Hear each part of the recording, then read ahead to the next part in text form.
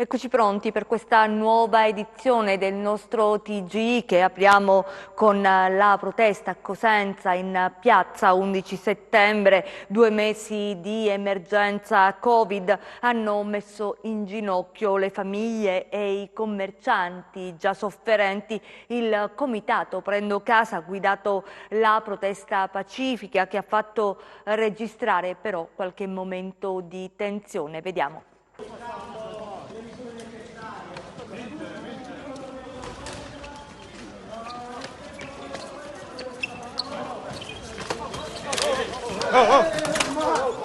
Era inevitabile che prima o poi il disagio emergesse. Le famiglie cosentine, già in sofferenza prima del coronavirus, dopo 2 mesi di lockdown, sono ormai allo stremo. Oggi, insieme al Comitato Prendo Casa, si erano dati appuntamento a piazza 11 settembre per manifestare pacificamente e chiedere l'intervento concreto delle istituzioni. C'è stato anche un momento di tensione, quando uno dei manifestanti si è avvicinato all'ingresso della prefettura e è stato bloccato dalle forze dell'ordine, che hanno identificato e multato molti presenti. C'è stato un momento di tensione perché noi volevamo mettere queste cassette simbolicamente davanti alla prefettura, perché per chiedere l'intervento del prefetto è l'organo più importante in questa città su questa situazione. Lì c'è stato un piccolo parapiglia, ma la nostra intenzione era solamente quella di mettere queste cassette qua e di dimostrare che c'è una città intera che ha una problematica importante e che non ci sono delle risposte. La situazione è tornata in breve sotto controllo, ma i problemi restano. La variazione di bilancio rispetto del Comune di Cosenza, che dovrebbe risolvere la questione emergenza abitativa, è bloccata. I buoni spesa sono arrivati a singhiozzo, li stanno ancora consegnando e andavano consegnati nel periodo di Pasqua, invece sono andati oltre, siamo ancora a maggio e ancora stanno consegnando i buoni spesa. Non ci sono misure per chi in questa città vive questo disagio. Questa è una città dove la cassa integrazione è un lusso, dove il lavoro nero la fa da padrona. Noi chiediamo che ci sia un intervento serio da parte delle istituzioni, dalla prefettura, dal comune, dalla regione, ci sia un intervento serio in supporto delle famiglie, perché qua le bollette, gli affitti dei piccoli, la maggior parte dei commercianti che noi abbiamo, che conosciamo, sono tutte attività di tipo familiare, quindi significa che famiglie intere si sono fermate. Quel che è peggio è che non ci sono certezze per il futuro. Per i commercianti, ad esempio, l'apertura dei negozi presenta molte incognite. Abbiamo avuto qualcuno di noi 600 euro verso la metà di aprile. Per il resto nient'altro, quindi le immagini, bollette, affitti, corrieri che noi abbiamo, arrivano i pacchi, arrivano un sacco di cose, ordini fatti magari a febbraio, a gennaio, merce ferma, merce rimandata indietro, il caos. Io dovrei riaprire il 18, però è tutto legato ad una serie di cose perché il commercio con questa storia del Covid è cambiato. Sono cambiate le persone. È cambiato il modo di acquistare, perché se lei ci pensa, tanta gente che non sapeva comprare su internet, adesso compra su internet, quindi non abbiamo garanzie di nessun tipo.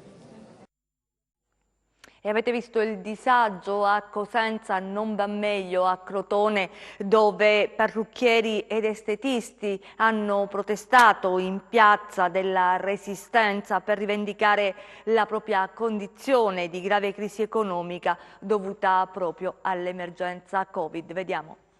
Una settimana fa i commercianti, oggi parrucchieri ed estetisti, che si sono ritrovati davanti il Palazzo di Città di Crotone e hanno consegnato i ferri del mestiere e le chiavi delle loro attività. Quello che chiedono è aiuti dallo Stato e sgravi fiscali. Siamo in piazza per manifestare la nostra, più che altro per mandare un messaggio di ascolto a chi di competenza, soprattutto alla Regione Calabria, perché noi siamo attualmente, a tutt'oggi, dopo 50 giorni di chiusura, siamo stati, non dico abbandonati, ma esiliati, non abbiamo avuto nessun contatto, nessun sostegno morale. Fino a tutt'oggi i nostri dipendenti non hanno percepito la cassa integrazione, perfino qualcuno non ha percepito neanche le 600 euro di bonus che davano all'inizio. Ora noi siamo qua soltanto per dare un segno di ascolto, non per altro, per manifestare, perché la rabbia, perché lo Stato ci ha abbandonati in questo momento, siamo da soli. Io vorrei che questo messaggio giungesse alla Regione Calabria affinché il nostro Presidente si rende conto delle nostre attività che abbiamo già preparato. Noi siamo pronti per affrontare la nostra clientela, per aprire, abbiamo già ripristinato i nostri locali con le dovute precauzioni, abbiamo sanificato i nostri locali, stiamo adottando il protocollo che sta adottando la Regione, il protocollo di sicurezza che sta adottando la Regione Puglia, cioè abbiamo tutte le misure di sicurezza, questo affinché possiamo essere pronti a eventuale riapertura anticipata.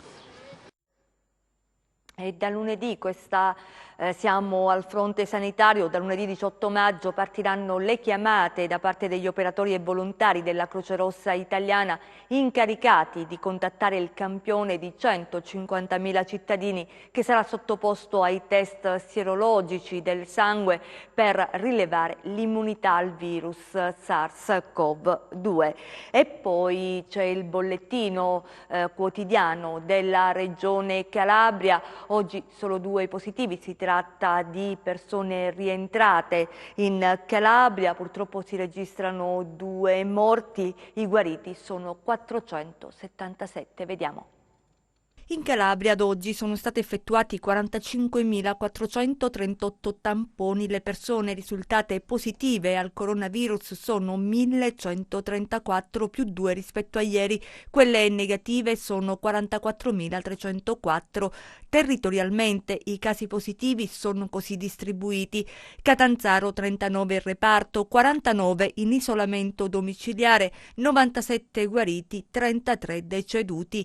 Cosenza 9 in reparto, 255 in isolamento domiciliare, 166 guariti, 33 deceduti. Reggio Calabria 11 in reparto, 1 in rianimazione, 120 in isolamento domiciliare, 116 guariti, 16 deceduti. Crotone 5 in reparto, 28 in isolamento domiciliare, 74 guariti, 6 deceduti. Vibo Valentia 51 in isolamento domiciliare, 20 guariti, 5 deceduti. I soggetti in quarantena volontaria sono 9.034 così distribuiti. Cosenza 1.607, Crotone 2.333, Catanzaro 2.301, Vibo Valentia 575, Reggio Calabria 2.218. Dall'ultima rilevazione le persone che si sono registrate sul portale della Regione Calabria per comunicare il rientro alla residenza sono 363 in più. Quelle registratesi per motivi di lavoro, salute e attività istituzionali sono 141 in più, per un totale di 504. Dopo quasi un mese di lockdown, Torano non è più zona rossa, il paese tenta di tornare lentamente alla normalità. Vediamo. Da mezzanotte Torano non è più zona rossa. All'ingresso del paese non ci sono più i blocchi che, lo ricorderete, erano stati disposti con ordinanza del presidente Santelli dopo il focolaio di Villa Torano. Quasi un mese di lockdown, che cosa ha significato per questo centro? Sicuramente è stata molto dura, perché veniva comunque già da una fase in cui non è che c'era tanta possibilità di muoversi per l'emergenza che comunque ci colpisce da diverse settimane. E per noi è stato ancora più difficile perché siamo stati completamente bloccati, quindi anche ingiustamente, vorrei ribadire, perché comunque la Villa Torano ci siete passati, quindi insiste da questo punto 7 km a valle, quindi non è sicuramente in pieno centro, quindi è una cosa ingiusta, perché oltretutto la struttura è rimasta operativa e il paese invece è stato chiuso, e c'è stato anche il rischio di avere un'altra settimana di proroga. Dobbiamo essere onesti fino in fondo. Fortunatamente poi chi doveva capire ha capito che il paese doveva essere liberato e quindi poter riprendere la fase 2 come tutti i comuni d'Italia, essendo rimasto l'unico comune in zona rossa. Diciamo. Quanti contagiati proprio sul territorio di Torano, perché ci sono i casi di Villa Torano che hanno interessato un po' tutto il territorio anche della media Valle Crati, tra dipendenti e ospiti della struttura, ma quanti i contagiati proprio sul territorio di Torano? Di Torano sono 18 dipendenti, anzi 19 perché se ne è aggiunto uno la settimana scorsa, sempre che era all'interno della struttura,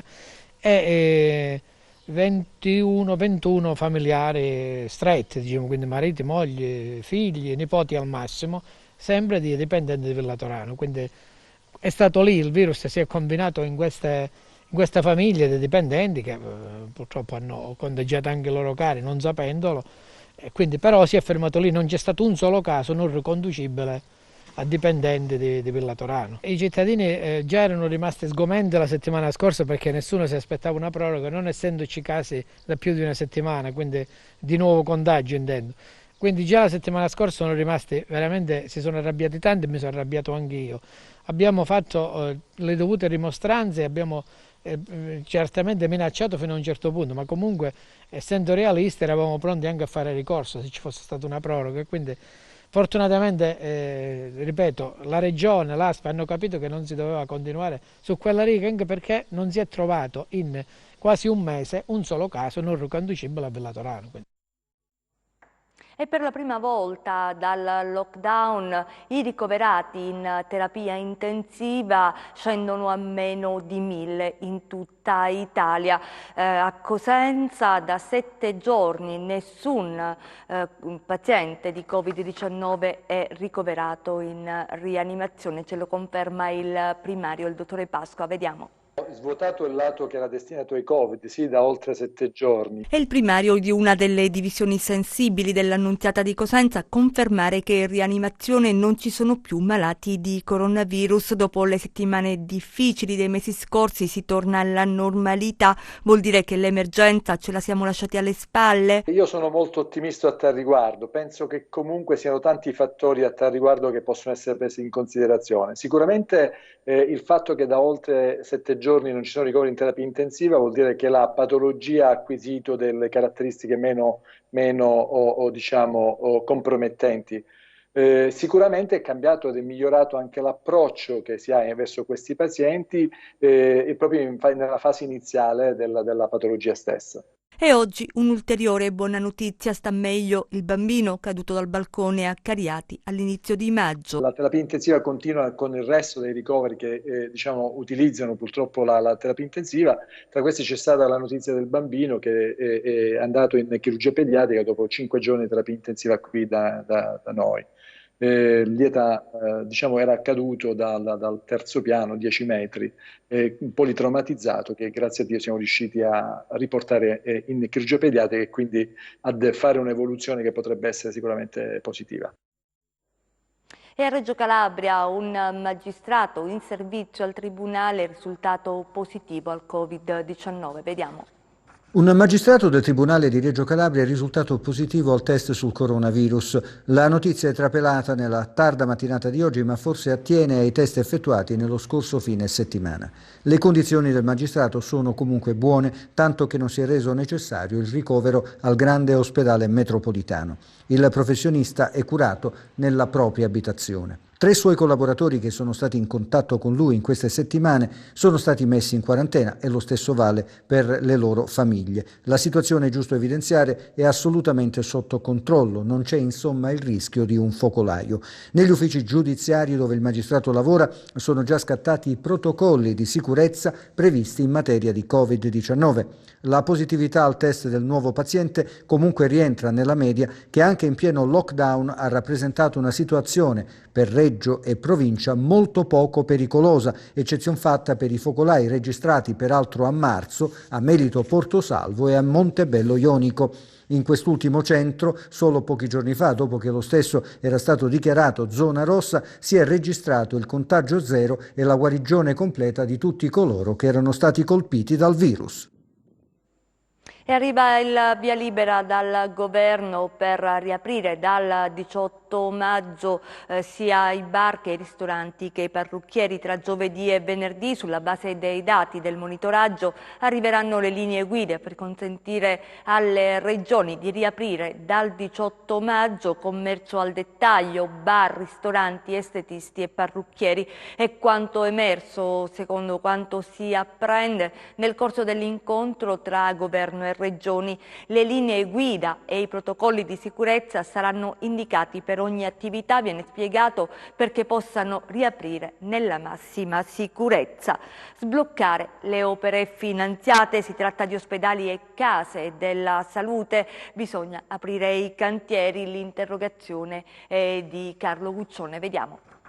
Nuovi ospedali della Calabria, ci sono i fondi, ma si è all'anno zero. Il consigliere Guccione chiede di sbloccare una situazione che si trascina da anni. Una montagna di soldi, risorse disponibili da oltre 13 anni che ancora fanno fatica a trasformarsi in ospedale e in case della salute.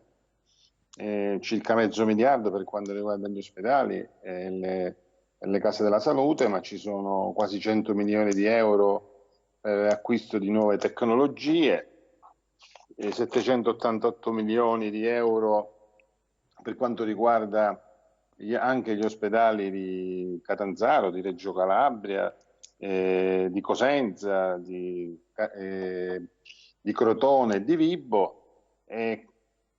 Nonostante la disponibilità, la liquidità di queste risorse, non si riesce a canterizzarle, a farle diventare strutture sanitarie o per l'acquisto di nuove tecnologie. Io ho fatto dei conti, si sono accumulati nel corso di questi anni in materia di investimenti di edilizia sanitaria e tecnologici per la Calabria circa 2 miliardi di euro.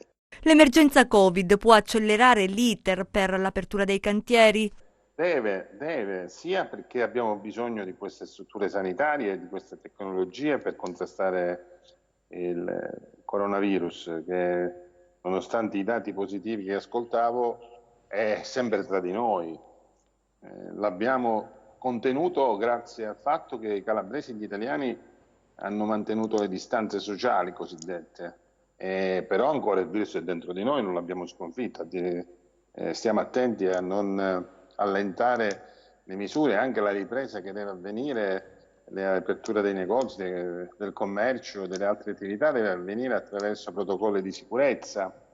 Io penso che il Covid deve, così come io dico nell'interrogazione, deve essere utilizzato per semplificare e mettere in campo strumenti eccezionali per far diventare queste risorse le opere per cui sono state destinate. Federfarma lancia l'allarme per la carenza di alcol e guanti, ma anche di mascherine scarseggiano. E allora che cosa si fa? In tanti in Calabria hanno pensato di riconvertire parte delle aziende per impegnarsi nella produzione delle mascherine. Parliamo delle mascherine chirurgiche, ma sentiamo cosa è accaduto a Rende. Sono diventati prodotti quasi introvabili in questa fase di emergenza sanitaria i guanti, l'alcol, gli igienizzanti, ai quali fino a poco tempo fa si aggiungevano anche le mascherine. Ecco perché i produttori hanno deciso di convertire la propria azienda per andare incontro alle nuove richieste del mercato. I prezzi negli ultimi 30-40 giorni sono quintuplicati, per cui ci hanno cancellato degli ordini per delle tovaglie e stanno... Questo è un po' anche il motivo per cui sulle mascherine un po' si sta facendo una speculazione con dei prezzi un po' esagerati, ma d'altra parte c'è anche un motivo valido perché la richiesta mondiale è aumentata in maniera esponenziale, per cui questi prodotti, proprio le materie prime, hanno dei costi oggi inaccessibili. Da 10 centesimi di qualche mese fa si è passati ad oltre 35-40 centesimi ciascuno, con conseguenze per le aziende che devono acquistare e subito dopo anche per i consumatori. I prezzi di acquisti che c'erano a dicembre dell'anno scorso, che grosso modo si trovavano anche a 10 centesimi l'uno, oggi si fa fatica a trovarli anche a 35-40 centesimi. Ma anche i guanti è la stessa cosa. I prezzi si sono quadruplicati e quintuplicati. Molte volte si stenta a credere che un rivenditore venda a prezzi esagerati, ma il problema è proprio alla fonte, perché essendoci una grossa richiesta, poi questa è una legge di mercato. Da azienda produttrice di carta di tipo alimentare, tovaglie in TNT, eccetera, produttori imminenti di mascherine, la Marano SRL nella zona industriale di Rende ha deciso di cogliere questa nuova opportunità. Una parte della nostra azienda verrà convertita. Abbiamo ordinato una macchina per mascherine, credo che nel giro di 40-45 giorni arriverà e cominceremo a fare questa nuova produzione. Siamo alla cronaca con il brutto, il tragico incidente di ieri a Diamante, lo vedrete anche dalle immagini, 2 persone hanno perso la vita, siamo nel Cosentino e una terza persona è rimasta gravemente ferita, vediamo. Ecco cosa resta delle auto, lo scontro fatale sulla statale 18 nella domenica di festa, il bilancio dell'incidente verificatosi ieri poco prima delle 13 a Cirella di Diamante nel Cosentino è drammatico. 2 persone sono morte e una terza è rimasta gravemente ferita. Sul posto sono intervenuti gli agenti della polizia stradale, 3 le auto coinvolte, di cui 2 si sono scontrate frontalmente, una Mini Minor e una Fiat 500, i cui conducenti sono morti sul colpo. Si tratta di un 61enne e di una 60enne. Gravemente ferito l'uomo alla guida della terza auto. Sul posto anche l'elisoccorso che ha trasportato quest'ultimo all'Annunziata di Cosenza. La strada è rimasta lungamente chiusa al traffico. Le forze dell'ordine, effettuati i rilievi come da prassi, ricostruiranno la dinamica dell'incidente. Ed è morto improvvisamente a Valle Fiorita, siamo nel Catanzarese, cittadina dove era nato e dove viveva Grazioso Manno, ex presidente del consorzio di bonifica Ionio Catanzarese e dell'Unione regionale delle bonifiche. Avrebbe compiuto 67 anni il prossimo 23 novembre. Era un imprenditore agricolo ed è stato presidente del consorzio Ionio Catanzarese dal 2009 al 2019, consigliere nazionale di Coldiretti. Tra i tanti incarichi ricoperti, il mondo agricolo in lutto. Alla Mezzia Terme adesso, dove 2 persone sono state arrestate per tentata estorsione ai danni di un cantiere edile. Sono stati alcuni dipendenti dell'impresa a rivolgersi ai carabinieri. Vediamo. Tentata estorsione ai danni di imprese edili, 2 persone sono state arrestate dai carabinieri di Lamezia Terme e le indagini sono state avviate dopo la denuncia di alcuni dipendenti che hanno riferito di essere stati avvicinati da 2 soggetti residenti nel campo rom di Contrada Scordovillo. I 2 avrebbero minacciato il personale del cantiere e avrebbero tentato di costringerli a consegnare materiale edile offrendo la consueta protezione. Se avessero fatto quanto richiesto non sarebbe successo niente di male. Oltre al materiale edile, i 2 malviventi hanno anche chiesto di essere aiutati a rimuovere le telecamere di videosorveglianza del cantiere in modo da poter agire indisturbati. Nei giorni successivi sono stati numerosi i passaggi effettuati dai 2 nei pressi del cantiere, spesso a bordo di una moto, a scopo chiaramente intimidatorio. I dipendenti però hanno raccontato tutto ai carabinieri, che hanno identificato i responsabili della tentata estorsione. I 2 sono già noti alle forze dell'ordine e uno è un ex sorvegliato speciale di pubblica sicurezza. Entrambi sono stati ammanettati e accompagnati nel carcere di Catanzaro. E chiudiamo con le previsioni del tempo.